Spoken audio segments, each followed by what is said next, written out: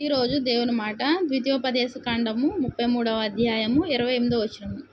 ఇశ్రాయేలు నిర్భయముగా నివసించును, యాకోబు ఊట ప్రత్యేకింపబడును, అతడు ధాన్య ద్రాక్షారసములు గల దేశంలో నుండును, అతనిపై ఆకాశము మంచును కురిపించును. ఇశ్రాయేలు, నీ భాగ్యం ఎంత గొప్పది! యెహోవా రక్షించిన నిన్ను పోలిన వాడెవడు? ఆయన నీకు సహాయకరమైన కేడము, నీకు ఔన్నత్యమును కలిగించు ఖడ్గము. నీ శత్రువులు నీకు లోబడినట్లుగా వారు వేషము వేయుదురు, నీ వారి ఉన్నత స్థలములను త్రొక్కుదువు.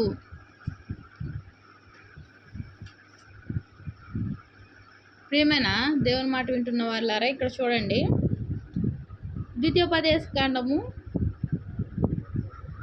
33వ అధ్యాయము 28వ వచనంలో ఇశ్రాయేలు నిర్భయంగా నివసించును. ఇశ్రాయేలు అంటే ఎవరు? నువ్వు, నేను, మనందరము, మన కుటుంబ సభ్యులు అందరూ ఇశ్రాయేలు వారే. ఇశ్రాయేలు సంతానంలో చేర్చబడిన వారము. దేవుడి కృపను బట్టి, దేవుని యొక్క కనికరంను బట్టి, దేవుడు చేసిన గొప్ప కార్యాన్ని బట్టి మనము ఇశ్రాయేలుగా మార్చబడ్డాం. యాకోబు ఊట ప్రత్యేకింపబడును. మన ఊట అంటే ఏంటి? యాకోబు ఊట ప్రత్యేకింపబడును. మనము ఈ యొక్క ప్రపంచంలో ప్రత్యేకింపబడిన వారంగా ఉన్నాం. ప్రత్యేకమైన పద్ధతులు కలిగిన వారమే ఉన్నాం. ప్రత్యేకమైన విధానంలో ఉన్నాం. ప్రత్యేకమైన అనుభవంలో ఉన్నాము. ఇతరులకు ఉన్నది మనకు లేనిది. వారికి ఏముంది? వారు సినిమాలకు వెళ్ళాలనే ఆశ ఉంది, వారు త్రాగాలనే ఆశ ఉంది, సిగరెట్లు కాల్చాలనే ఆశ ఉంది, అలాగే రకరకాల ఆశలు ఉన్నాయి వారిలో. మనకేముంది? మనకు అటువంటి ఆశలు ఏమీ లేవు. ఎవరి మీద ఆశ ఉంది? దేవుని యొక్క దయ మీద, దేవుని యొక్క కృప మీద ఆశ పెట్టుకొని జీవిస్తున్నాము. మన ఊట ప్రత్యేకింపబడింది. అతడు ధాన్య ద్రాక్షారసములు గల దేశంలో నుండును. దేవుడు సమృద్ధికరమైన దేశంలో మనల్ని ఉంచే దేవుడుగా ఉన్నాడు. ధాన్య ద్రాక్షారసములు గల దేశంలో ఉండును. మనము దేవుడు మనల్ని ఎక్కడ ఉంచుతున్నాడు? అక్కడ ధాన్య ద్రాక్షారసములు సమృద్ధిగా ఉంటాయి. ఇది ఇంకా లోటు ఉండదు. పోషణ నిమిత్తం లోటు ఉంటుందా? ఉండదు. అతనిపై ఆకాశము మంచును కురిపించును. ఆకాశమును ఏం కురిపిస్తుంది? మంచు కురిపిస్తుందంట. ఎందుకు? చల్లదనానికి, ఎండ తగలకుండా, గాల్పు తగలకుండా మంచు చల్లగా ఉంటుంది, ప్రశాంతంగా ఉంటుంది. మంచు ఎలా ఉంటుంది? ప్రశాంతంగా, ఆహ్లాదకరంగా, చల్లగా ఉంటుంది. దేవుడు అటువంటి కృపను అనుగ్రహించే దేవుడుగా ఉన్నాడు. ఇశ్రాయేలు, నీ భాగ్యం ఎంత గొప్పది!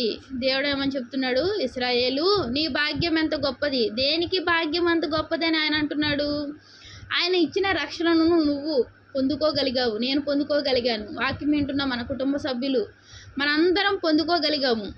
అందుకే దేవుడు ఏం చెప్తున్నాడు? నీ భాగ్యం ఎంత గొప్పది! యెహోవా రక్షించిన నిన్ను పోలిన వాడెవడు? మనమైన రక్షణతో అలంకరించాడు. మనల్ని పోలిన వారు వేరొకరు లేరు. ఆయన నీకు సహాయకరమైన కేడము.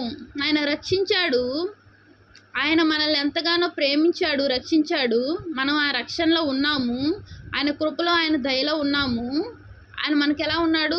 సహాయకరమైన కేడంగా ఉన్నాడు. ఎప్పుడు సహాయము? అన్ని వేళలా, అన్ని నిమిషాల్లో, అన్ని సెకండ్లలో, ప్రతిరోజు, ప్రతి సంవత్సరం వెంబడి సంవత్సరం, వృద్ధాప్యం వరకు ఆయన మనకు సహాయకరమైన కేడము. నీకు ఔన్నత్యమును కలిగించు ఖడ్గము. ఆ ఖడ్గం ఎలా ఉంటుంది? మనల్ని ఉన్నత స్థితిలో ఉంచుతుంది, మనల్ని గౌరవింపజేస్తుంది. అటువంటి నీకు ఔన్నత్యమును కలిగించు ఖడ్గము. దేవుడు మనకు ఎలా ఉన్నాడు? ఖడ్గంగా ఉన్నాడు. మన జీవితాల్లో ఉన్నత స్థితిలో ఉంచడానికి, ఔన్నత్యం కలిగించడానికి ఆయన ఖడ్గమై ఉన్నాడు. నీ శత్రువులు నీకు లోబడినట్లుగా వారు వేషం వేయుదురు. వారు ఏం చేస్తున్నారంట? ఇక్కడ శత్రువులు కూడా ఉన్నారు. దేవుడు మనల్ని యొక్క ఆశీర్వాదాన్ని వారు ఏం చేస్తున్నారు?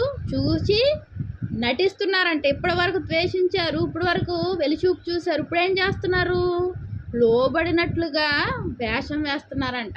ఇంకా దేవుడు ఆ వేషాలని, వారి యొక్క నటనని అంతా, వారి యొక్క వెలిచూపుని, వారి క్రియలు చొప్పున ఫలితాన్ని ఇచ్చే దేవుడు ఆయనే.